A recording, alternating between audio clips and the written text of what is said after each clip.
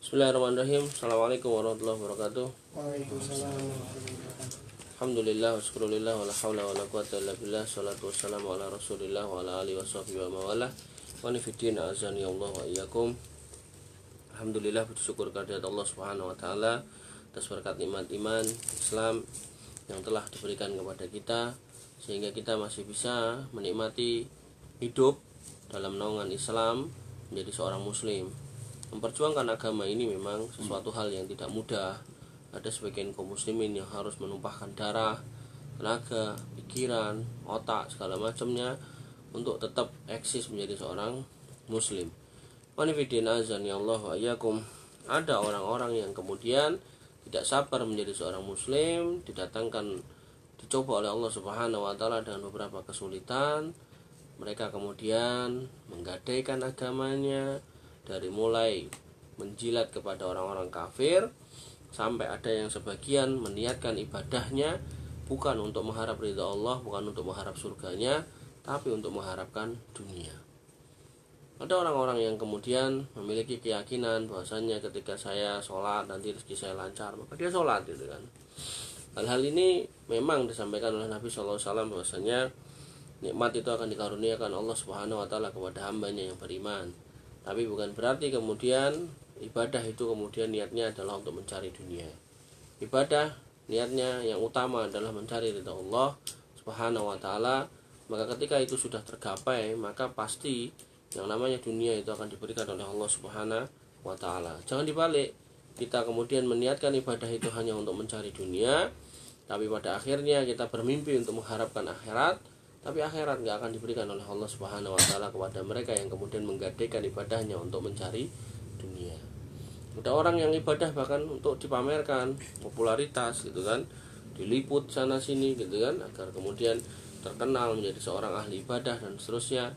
Dia akan dapat itu viewer, like, subscriber dan seterusnya, sehingga mungkin dia akan mendapatkan materi dunia, tapi pahala di sisi Allah Subhanahu wa taala tidak akan didapatkan sama sekali. Dan ini kondisi yang sangat menyedihkan bagi seorang hamba ketika mengalami hal yang semacam ini.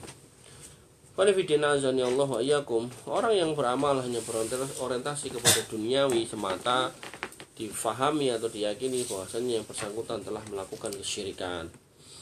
Pada catatan kakinya yaitu 155, orang yang beramal tentang dunia dengan niatan untuk mencari dunia ini ada 3 golongan. Yang pertama adalah orang yang melakukan kebaikan, hatinya ikhlas, tetapi di dalam keikhlasannya dia berharap bahwasanya Allah itu akan membalasnya di dunia, bukan kemudian membalas di akhirat, tapi balasan yang diharapkan itu balasan dunia.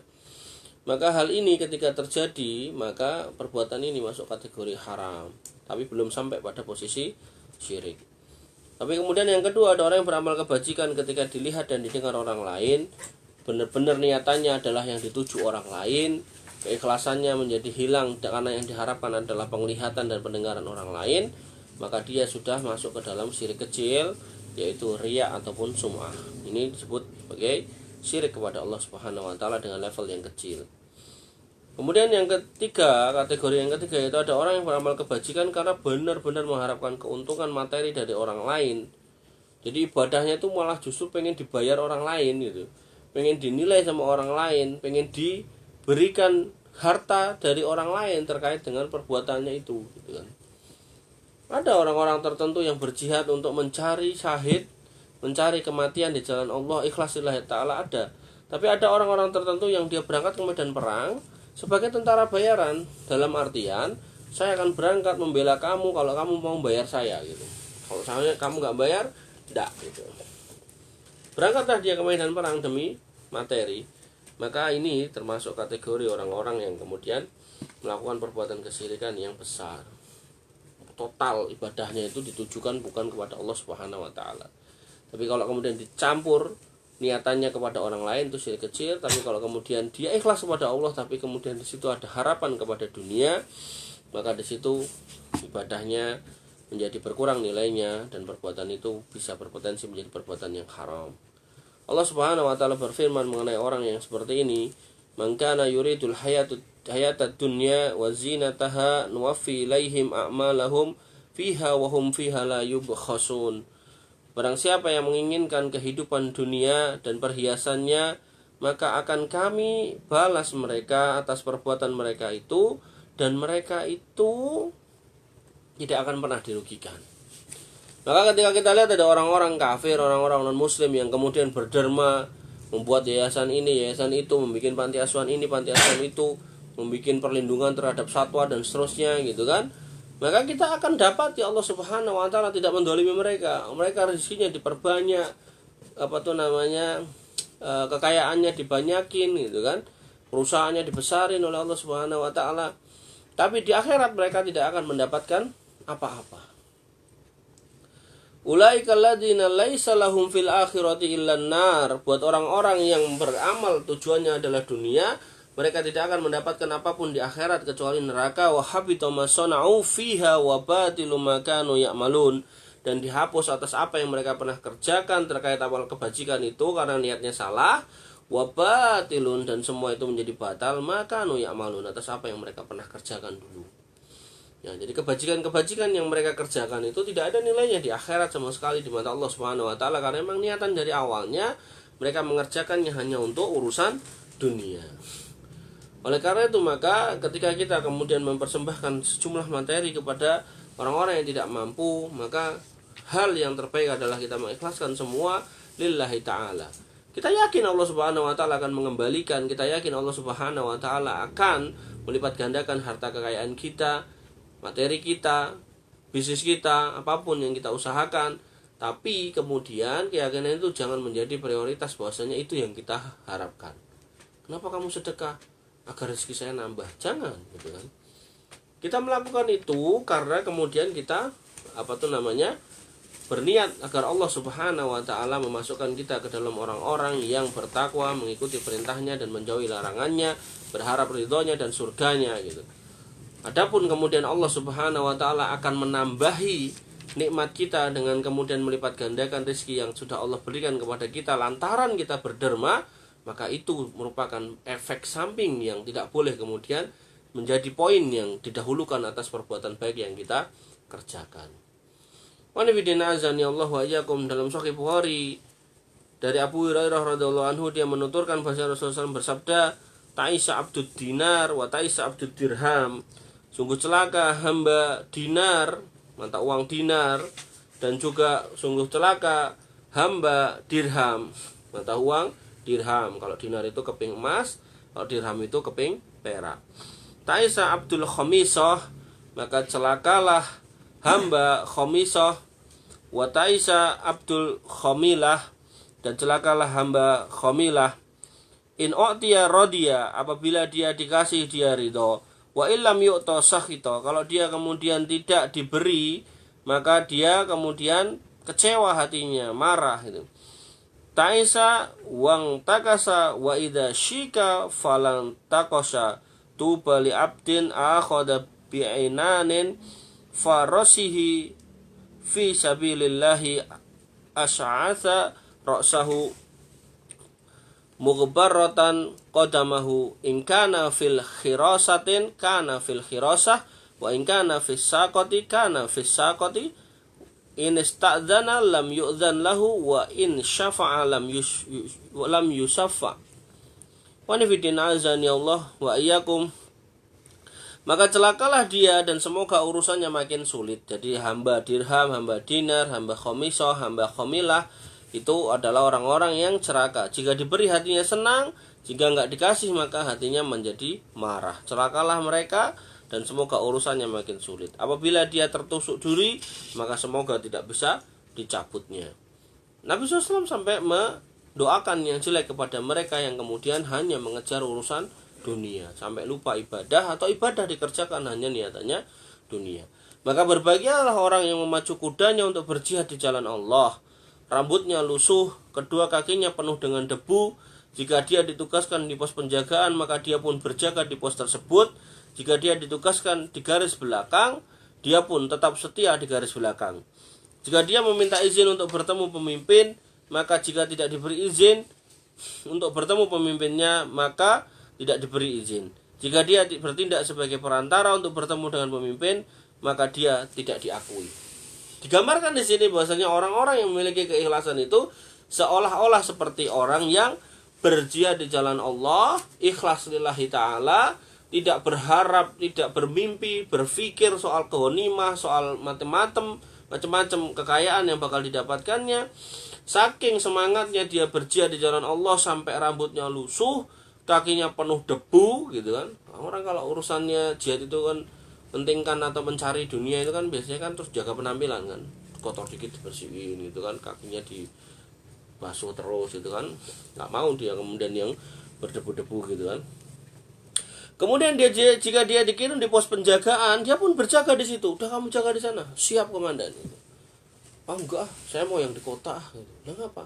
Nah, di pos penjagaan kan susah, saya nggak dapat apa-apa. Kalau di kota kan saya bisa nyari ini nyari itu, main ke sini main ke situ. Dia nggak pernah mikir soal kayak gitu, nggak pikir soal kesenangannya. Dia fokus sama tujuan jihadnya, yaitu menjaga agama Allah Subhanahu wa Ta'ala. Terus dikerjakannya. Tugaskan di hutan belantara dia berangkat, di padang pasir dia berangkat, di tepian lautan dia berangkat, gitu kan. Maka jika dia ditaruh di garis belakang, tadi kan garis depan, maka dia pun juga setia di garis belakang. Jika dia kemudian minta izin bertemu pemimpin, maka tidak diberi izin. Saking orang ini orang nggak dianggap gitu loh. Ya, tapi dia total dalam berjihad, taruh di ujung, ikut belakang, oke. Minta izin komandan mau ketemu, siapa lu gitu, nggak gitu. Dia juga nggak marah gitu loh. Ya, bukan kemudian saya udah begini udah begitu, nggak dikasih izin saya kudeta, enggak. Dia total melakukan semuanya hanya berharap ridho Allah Subhanahu wa Ta'ala, bukan manusia. Dan jika dia bertindak sebagai perantara untuk bertemu pemimpin, maka dia pun tidak diketahui gitu. Coba kamu antarkan ini kepada si fulan ini gitu ya. Orang nggak ngerti kalau dia adalah utusan seorang pemimpin. Yang dia tahu, orang tahu adalah dia orang biasa gitu. Saking dia nggak pernah berpikir soal macam-macam gitu. Inilah orang-orang yang digambarkan sebagai orang yang terkenal di langit, gak terkenal di bumi. Saking totalnya dalam beribadah kepada Allah Subhanahu wa Ta'ala, mengharapkan ridha Allah Subhanahu wa Ta'ala dalam semua perbuatannya. Ya. Jangan kayak kemarin pas kita ngomongkan soal riya kemarin. Apa itu kata Nabi SAW soal riya? Dikatakan apa? Yakumu rajulu fayusolli fayuzayyinu sholatahu lima yara min nadri rajulin. Yaitu seorang laki-laki yang berdiri sholat, kemudian ketika ada yang nonton, dia memperindah sholatnya karena ada yang nonton. Padahal kalau sholat sendiri cepatnya minta ampun gitu kan. Begitu ada yang nonton dia percepat. Ini orang-orang ini yang sekarang ini yang kita bahas ini enggak gitu. Dia ibadah sendiri aman, nyaman, tenang, happy, bahagia. Termasuk ketika kemudian mengerjakan pekerjaan, dia tidak pernah berhitung gitu loh. Gue ditambahin kerjaan nih, nanti gue tambahin gak ya gajinya gitu kan. Saya taruh di perbatasan sana, jauh sana, tunjangan saya nanti tambahin gak ya gitu. Udah total dia kerja, total. Udah gak mikirin dia mau kemudian dikasih apa, dapat berapa, enggak. Karena yang dia tuju adalah Allah Subhanahu wa Ta'ala. Kerjaannya jelas, kerjaan berjihad itu jelas apa? Jelas akan mendapatkan pahala dari sisi Allah Subhanahu wa Ta'ala yang besar itu. Ya, khonifidin azani Allah wa iyyakum, ada orang-orang yang kayak gitu ya. Dan kita harus berusaha untuk kesana, dimana kita kemudian tidak selalu mengukur yang kita kerjakan, khususnya yang terkait dengan agama loh ya. Ya, gak harus selalu kemudian dengan materi. Misal kamu satu ketika bersih-bersih masjid gitu kan, takmirnya kemudian berbaik hati membelikan gorengan, es teh gitu kan, misal itu kan. Pada satu ketika kamu udah ke masjid, niatnya mau bersih-bersih, mikir di kepala kita udah ada es teh sama gorengan gitu kan. Tiba-tiba takmirnya lupa, atau mungkin di kas gak ada duit gitu. Ya jangan berhenti, lanjutin aja gitu. Jangan kemudian nggak ada es teh, pulang aja lah gitu. Kalau udah kayak gitu berarti selama ini yang Anda kerjakan hanya sebatas balasannya adalah es teh dan gorengan gitu. Ya, hal-hal kayak gini harus kita pahami gitu. Dimanapun kita berbuat baik, selama konteksnya adalah memang niatnya adalah untuk berharap pahala. Tapi kalau emang niatnya dari awal bisnis ya kita fokus sama bisnisnya. Jual beli ya fokus sama jual beli ya silakan.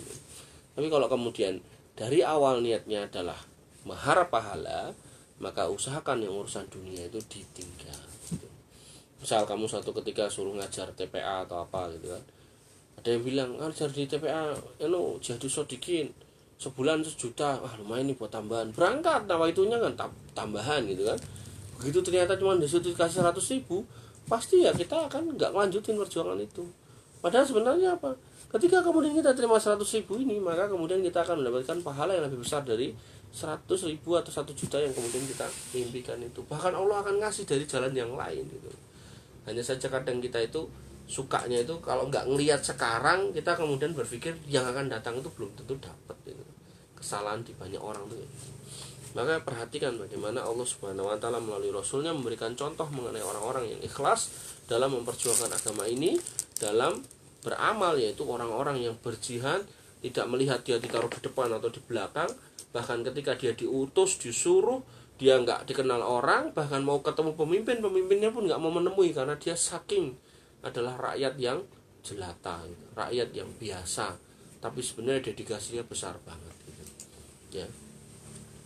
Anifidina azani Allah wa iyyakum. Kandungan bab ini adalah orang yang orientasinya amal soleh adalah semata-mata adanya orang yang orientasi amal solehnya adalah duniawi. Jadi bab ini menggambarkan tentang itu, bahwasanya ada orang-orang yang kayak begitu gitu. Sehingga harapannya kita ya jangan menjadi seperti itu gitu. Karena kita udah dikabarkan orang-orang yang berorientasi duniawi itu nggak dapat apa-apa di akhirat itu. Wa ma lahu fil akhirati min khalaq. Di akhirat dia nggak dapat apa-apa. Bahkan di ayat yang tadi dikatakan ulaika alladzi laisa lahum fil akhirati ilan nar. Mereka di akhirat tidak akan dapat apa-apa kecuali neraka gitu. Ya, maka ya kita harus berpikir jangan sampai kemudian kita jadi kayak gitu.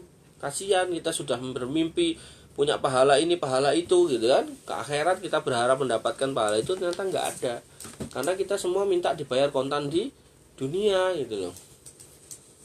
Katanya kalau infak 10.000 dibalikin 700 kali lipat, berarti 10.000 baliknya kan berarti 7 juta gitu kan. Pokoknya saya maunya ini balik 7 juta. Allah kasih 7 juta, tapi 7 juta di dunia dikasih, di akhirat kita nggak dapat apa-apa, itu ngapain gitu kan. Jadi kemudian rugi total. Mendingan kita dikasih ini 700.000 dibalikin 1.700.000, tapi kemudian sisanya atau kekurangannya dibalikin di akhirat atau ditambahkan di akhirat, kan itu lebih baik daripada kemudian kita harus melukai diri berharap semua dikembalikan di dunia, nanti pun kalau dikembalikan semua kita di akhirat malah nggak dapat apa-apa ya. Jadi apa yang Allah berikan terima, Allah yang apa berikan syukuri, di situ nanti Allah akan menambah nikmat. Tidak perlu Anda berkalkulasi, saya udah sholat duha 4 rakaat, harusnya rezeki saya banyak kayak si Pak ini Pak itu, kok enggak gitu kan, enggak perlu gitu. Sholat duha sholat aja gitu loh ya. Allah kasih rezeki banyak, alhamdulillah. Rezekinya belum banyak, alhamdulillah juga gitu loh ya. Kemudian yang kedua, tafsir surat Al-Hud ayat 5, surat Hud ayat 15 sampai 16.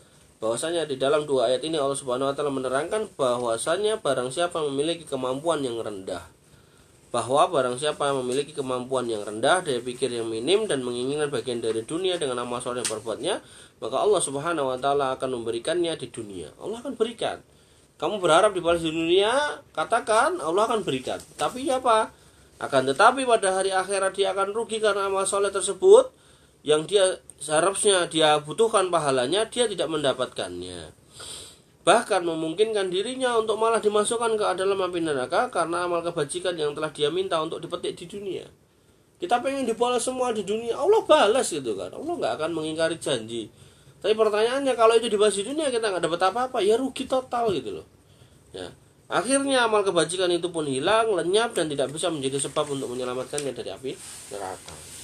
Orang kalau kebaikannya udah nol gitu kan, berarti kan dosanya tinggal. Kalau udah dosanya lebih berat daripada kebaikannya, kemana dia? Ke neraka. Ya. Maka kemudian kita harus berhati-hati. Yang ketiga, ada orang yang mengaku Islam akan tetapi dinamakan sebagai hamba dinar, hamba dirham, dan hamba khomisoh gitu. Jadi ada orang-orang yang Islam tapi justru disebut oleh Nabi Muhammad SAW sebagai hamba uang dan hamba perhiasan, kain, dan seterusnya gitu. Hamba dunia gitu. Ya, orang-orang yang hidupnya tidak bisa menghayati diri sebagai seorang muslim gitu kan. Sampai ada yang menyebutnya sebagai Abdul Butun, hambanya perut gitu kan. Mau dipikir cuma makan aja hidupnya. Ada yang nyebut sebagai Abu Naum, yang dikerjain cuma tidur aja. Ya, macam-macam gitu. Ya. Sehingga kemudian kita harus paham bahwasannya boleh kita kemudian kerja, ya, tapi jangan sampai kemudian kita menghabiskan waktu untuk urusan pekerjaan sampai lupa kita sholat, lupa kita ibadah. Kita hidup bukan untuk makan, kita makan untuk hidup. Jadi kemudian kita kerja ya secukupnya aja, untuk kemudian kita mendapat makan itu, lah makannya itu kita gunakan untuk menopang ibadah. Karena tujuan kita diciptakan untuk ibadah. Ya, ibadahnya orang yang belum menikah sama orang yang nikah ya tentu berbeda. Yang keempat, pengertian hamba dinar, dirham, khomisah dan khomilah adalah orang yang jika diberi maka senang, tapi jika tidak diberi maka dia marah. Jadi orang-orang yang berorientasi dunia disebut sebagai hamba dinar, hamba dirham, hamba khomisah, hamba khomilah. Itu adalah orang yang ketika dia awalnya berniat baik dalam hal ibadah, dalam hal memperjuangkan agama, tapi kemudian dia mengikuti dengan niatan-niatan di dunia, kok dunianya nggak jadi dapat, dia kecewa gitu. Kayak tadi saya bilang, niatnya ngajar TPA, mikirnya dapat 1 juta, nggak taunya masjid nggak ada kas, cuma dikasih 200, dia kecewa. Nah, ada penceramah-penceramah tertentu yang dia udah di kepala beliau ini pikirannya adalah saya kalau ngisi minimal 500.000 gitu kan. Begitu sampai sana takmirnya cuma ngasih 50.000 gitu kan, kecewa, marah gitu kan. Bahkan sampai mengucapkan kata-kata saya nggak akan pernah lagi kesini karena kalian nggak bisa menghargai saya gitu. Nah, hal-hal kayak gini nih yang hari ini terjadi dan dulu dikabarkan oleh Nabi SAW. Ini menunjukkan bahwasanya Nabi SAW adalah seorang nabi, bukan manusia biasa yang mengabarkan sesuatu yang akan datang, yang terjadi, yang waktu itu belum ada orang-orang model kayak gini. Ada pun juga sedikit, tapi sekarang kan banyak gitu kan. Wanfidina azani Allah wa iyyakum. Loh, berarti nggak boleh dong menggaji imam masjid, guru TPA, boleh gitu kan. Ini adalah introspeksi buat kita. Ketika kita kemudian melakukan kebaikan, jangan mengukur kebaikan itu dengan materi gitu loh ya.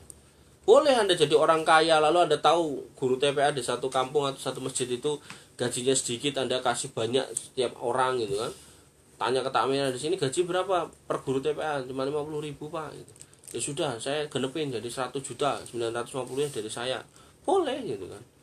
Cuman ketika kemudian si guru-guru ini hanya berharap gaji, otomatis kan nanti kelihatan bagaimana kemudian pendidikan kurang berkualitas. Murid-murid di situ bertahun-tahun nggak bisa baca Quran. Kalau TPA isinya cuma rame doang gitu kan. Maka kita harus kemudian mengintrospeksi mereka semua, jangan sampai kemudian kita hadir justru menghadirkan keruwetan dalam masalah niat ini. Qanifidina azani Allah wa iyyakum. Yang kelima, Rasulullah SAW mendoakan agar mereka itu celaka dan urusannya semakin ruwet gitu. Jadi orang-orang yang kemudian berorientasi dunia dalam melakukan kebajikan, justru didoakan oleh Nabi SAW semoga tambah celaka, dan kalau ketusuk duri-durinya nggak bisa keluar gitu, tambah ruwet urusannya gitu. Jadi biar tambah pusing di situ, mikirin dunia nggak habis-habis. Yang keenam, Rasulullah SAW mendoakan agar jika mereka tertusuk duri tidak bisa mencabutnya. Ini menunjukkan bahwasanya Nabi SAW sangat membenci orang-orang yang selalu berorientasi dunia ketika ada urusan terkait dengan ibadah. Tentang kebajikan kok selalu mikirnya dunia gitu kan. Kan banyak tuh orang sekarang ngomong sama warganya, ini udah tak siapin nih pasir, kemudian tak siapin aspal, tak siapin kerikil. Kamu pilih saya, ini tak aspal. Sehingga cerita nggak kepilih orang itu kan. Aspalnya, kerikilnya, batunya semua diambil semua, nggak jadi diaspal gitu. Nah, orang-orang kayak gini nih, orang yang kemudian berorientasi dunia. Padahal apa? Kalau dia mengaspal tanpa harus dinunggu dipilih kan sebenarnya pahalanya kan banyak, mengalir terus sebagai amal jariah karena bangun jalan. Tapi kalau kemudian karena dia kepilih kemudian dia harus kayak gitu, yang terjadi apa? Begitu terpilih SK-nya pengangkatan itu digadein. Ya, yang DPRD 400 juta, yang kemudian DPR RI ya nggak tahu mungkin berapa miliar gitu kan. Untuk apa? Untuk nutup dana-dana yang sudah disebar-sebar tadi gitu. Ya, jadi kamu nanti kalau mau jadi pejabat ya jangan menggunakan cara-cara kotor kayak gitu kan. Bahkan di Kementerian Agama juga ada orang-orang kayak gitu, yang jadi kepala depak wilayah provinsi gitu kan, harus bayar sekian ratus juta kepada oknum tertentu gitu kan di kementerian, sampai ada yang ketangkep KPK. Jangan. Kalau emang kamu merasa itu salah ya jangan, mendingan kamu jadi karyawan biasa yang tadi loh dikatakan ditaruh di pinggir oke, di ujung oke, mau ketemu pimpinan sampai nggak dianggap. Yang penting kamu total gitu loh kerjanya. Ya, bukan soal ngejar jabatan, bukan soal ngejar dunia gitu, total gitu. Mas Wahyu mau jadi kepala ini, bayar sekian. Oh enggak Pak, saya cukup ini, nunggu perpus ini ada sudah cukup saya gitu. Yang penting gaji saya 25 juta di sini. Itu nggak masalah gitu, daripada harus kemudian jadi pemimpin tapi kemudian cara-caranya kotor gitu. Yang ke-8, Rasulullah SAW mendoakan, udah ya. Kemudian yang ke-7, pujian terhadap orang yang berjihad dengan sifat seperti disebutkan dalam hadis di atas. Nabi SAW memuji tentang orang-orang yang total dalam berjihad gitu kan. Itu otomatis bisa dikiaskan pada perbuatan-perbuatan yang lain gitu kan. Misal di masjid ada orang yang pengen tampil menjadi khotib, pengen tampil menjadi imam, pengen tampil menjadi muadzin, silakan. Tapi ada orang yang istiqomah bersih-bersih saja. Apakah terhina dia? Tidak, justru orang-orang yang kayak gini, yang ketika mereka membersihkan orang pada pulang gitu kan, begitu orang pada hadir dia duduk aja diem gitu kan. Ini orang-orang yang mungkin keikhlasannya, kebaikannya, kedudukannya di mata Allah lebih mulia daripada si imamnya itu sendiri, mungkin gitu ya. Jangan kemudian kita terpesona, kita suka terpesona, imamnya gini. Tapi kita nggak ngelirik si orang-orang yang bersihkan ini gitu. Harusnya kalau Anda punya rezeki, keluarkan tuh duit 100.000 atau apa, belikan makanan. Ini Pak, buat Bapak oleh-oleh pulang gitu. Nah, hal-hal kayak gini yang harus kita pahami, kita rawat, kita jaga. Jangan sampai kita salah paham menilai orang dari penampilan, bukan dari keikhlasan orang tersebut. Banyak orang-orang kayak gini tuh banyak gitu loh. Ya ketika masjid sepi gitu kan, dia ngerapiin, bersihin gitu kan. Kalau perlu dia ngecat gitu kan. Keran-keran yang rusak dia benerin gitu kan. Nah, tapi begitu orang rame ya dia biasa aja berbaur, nggak kelihatan ngapa-ngapain juga gitu. Malah di struktur takmir juga nggak ada gitu kan. Kan keren kalau orang itu ada gitu, ketua takmir, penasihat takmir, sekretaris bendahara gitu. Lah bapak ini yang suka bersih-bersihin mana? Nggak ada. Nggak penting buat orang-orang kayak gitu. Karena yang diharapkan itu balasan dari Allah Subhanahu wa Ta'ala, bukan harta dunia. Qanifidin azani Allah wa iyyakum. Intinya Allah Subhanahu wa Ta'ala akan membalas kebaikan kita dengan kebaikannya lebih banyak. Tinggal kita bagaimana memposisikan diri. Anda berharap ini dibalas di dunia, semuanya Allah akan kasihkan di dunia. Tapi ketika itu dikasihkan di dunia, kita nggak dapat apa-apa di akhirat. Tentu ini akan menjadi sebuah kerugian. Idealnya adalah apa? Ya, Anda minta dibalas di dunia sebagian, minta sebagian besarnya dibalas di akhirat. Dan Allah Subhanahu wa Ta'ala nggak akan menyia-nyiakan hambanya yang bertakwa. Nggak usah kamu minta di dunia, Allah itu tahu kamu butuh, pasti dibantu. Nggak akan Allah diamkan. Apa kata Allah Subhanahu wa Ta'ala? "May yattaqillah yaj'al lahu makhraja." Barang siapa yang bertakwa kepada Allah akan dikasih jalan keluar. Seruat apapun urusan seorang hamba, kalau dia bertakwa kepada Allah Subhanahu wa Ta'ala, selalu menghadirkan harapan keridhaan Allah Subhanahu wa Ta'ala, itu pasti akan diringankan masalahnya. Wa yarzuqhu min haitsu la yahtasib. Dan kalaupun dia kemudian duitnya sedikit, hartanya dikit, materi dikit, akan dikasih rezeki dari jalan yang enggak disangka-sangka gitu kan. Orang jualan bakso dapat duitnya kan dari bakso. Kemudian kok baksonya enggak laku, tapi kok bisa dapat duit yang lain atau harta yang lain. Karena Allah Subhanahu wa Ta'ala sudah berjanji kepada si tukang bakso yang bertakwa, yang tidak nyampur baksonya dengan daging tikus gitu kan. Allah akan bantu, ya Allah bantu gitu loh. Kemudian dia katakan lagi oleh Allah Subhanahu wa Ta'ala, "May yatawakkal fa huwa hasbuh." Orang yang bertakwa kemudian bertawakal, buat dia itu cukup Allah Subhanahu wa Ta'ala. Enggak perlu balasan orang lain, enggak perlu sanjungan pujian orang lain, enggak perlu gitu. Dia sudah berjuang meninggikan, membesarkan, membangun masjid ini, udah selesai, enggak perlu saya harus kamu cantumkan di mana itu namanya, batu prasasti nama saya di situ, atau nama saya harus terukir di masjid itu, enggak perlu gitu. Allah lebih tahu mana orang-orang yang kemudian memiliki keikhlasan yang harus dibalas dibandingkan orang-orang yang hanya berharap pujian yang enggak layak mendapatkan balasan baik di dunia maupun di akhirat. Demikian yang bisa kita sampaikan, kurang lebihnya saya mohon maaf, semoga bisa menjadi ilmu yang bermanfaat. Wa akhiru ta'wana alhamdulillahirabbil alamin. Subhanakallahumma bihamdika asyhadu an la ilaha illa anta astaghfiruka wa atubu ilaik. Assalamualaikum warahmatullahi wabarakatuh. Waalaikumsalam warahmatullahi wabarakatuh.